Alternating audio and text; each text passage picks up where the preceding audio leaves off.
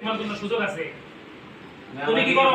ইয়া আইয়ুহাল্লাযীনা আমানু তুবু ইলাল্লাহি তাওবাতান নাসুহা, হে ঈমানদাররা, তুবু ইলাল্লাহি তাওবাতান নাসুহা, তুমি তওবা করার মতো কি করো? তওবা করো, খাঁটি তওবা করো। যদি তুমি খাঁটি তওবা করতে পারো তাহলে আমি কি করব? তোমাকে মাফ করে দেব, তোমার তওবাকে কবুল করব। কিন্তু আমরা কি করি?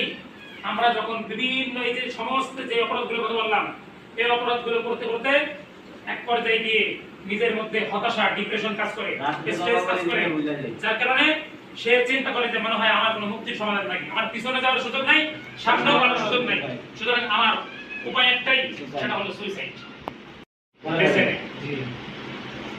এর পরবর্তী সেই থেকে শেষ করে দেয়।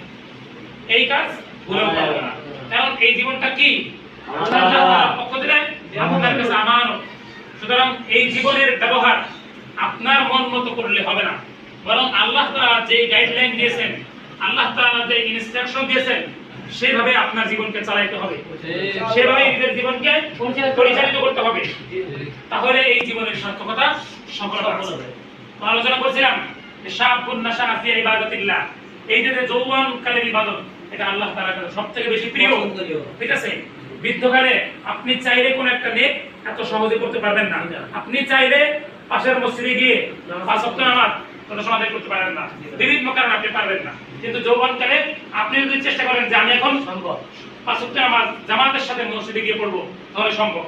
এটা একমাত্র যৌবনকালেই সম্ভব। সুতরাং যত ভালো কাজ করবেন এই যৌবনকালেই করে নেওয়া। নবী সাল্লাল্লাহু আলাইহি ওয়াসাল্লাম হাদিসের মধ্যে বলেন, যদি কোনো ব্যক্তি যৌবন বয়সে নিজেকে ইবাদতের মধ্যে লাগায়, নিজেকে ইবাদতের মধ্যে নিয়োজিত করে, তাহলে ওই ব্যক্তি ইবাদত করতে করতে যখন বৃদ্ধ হবে, বৃদ্ধকালে যদি সে কোনো কারণে ইবাদত করতে নাও পারে, কোন একটা নফল ইবাদত সে মিস করে ফেললো, তাহলে আল্লাহ তাআলা তাকে তার যে আশা আকাঙ্ক্ষা আগ্রহ ছিল যৌবনকালে যেমন সেই ইবাদতে লিপ্ত ছিল, কিন্তু বৃদ্ধ হওয়ার কারণে সে অনেক ইবাদত করতে পারছে